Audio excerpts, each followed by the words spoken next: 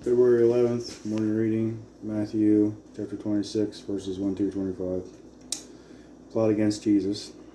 When Jesus had finished saying all these things, he said to his disciples, "As you know, the Passover is 2 days away, and the Son of Man will be handed over to be crucified."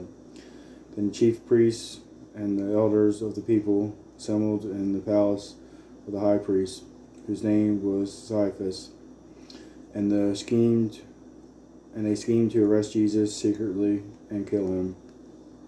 But not during the festival, they said, or there may be a riot among the people. Jesus anointed at Bethany.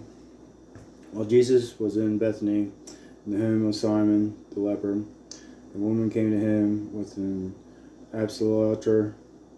alabaster jar of very expensive perfume, which she poured on his head as he was reclining at the table.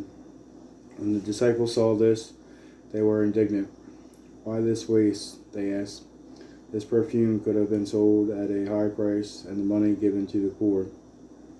Aware of this, Jesus said to them, "Why are you bothering this woman? She has done a beautiful thing to me.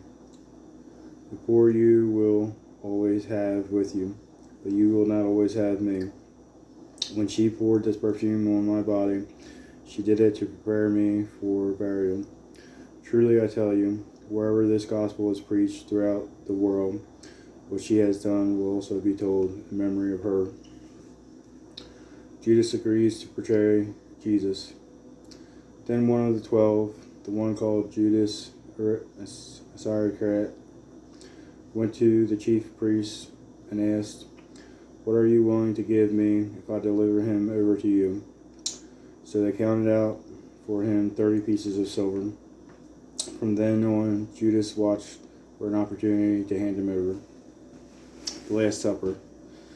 On the first day of the festival of unleavened bread, the disciples came to Jesus and asked, "Where do you want us to make preparations for you to eat the Passover?" He replied, "Go into the city to a certain man and tell him, 'The teacher says, my appointed time is near. I am going to celebrate the Passover with my disciples at your house.'" So the disciples did as Jesus had directed them and prepared the Passover. When the evening came, Jesus was reclining at the table with the 12, and while they were eating, he said, "Truly I tell you, one of you will betray me." They were very sad and began to say to him, one after the other, "Surely you don't mean me, Lord." Jesus replied, "The one who has dipped his hand into the bowl with me will betray me.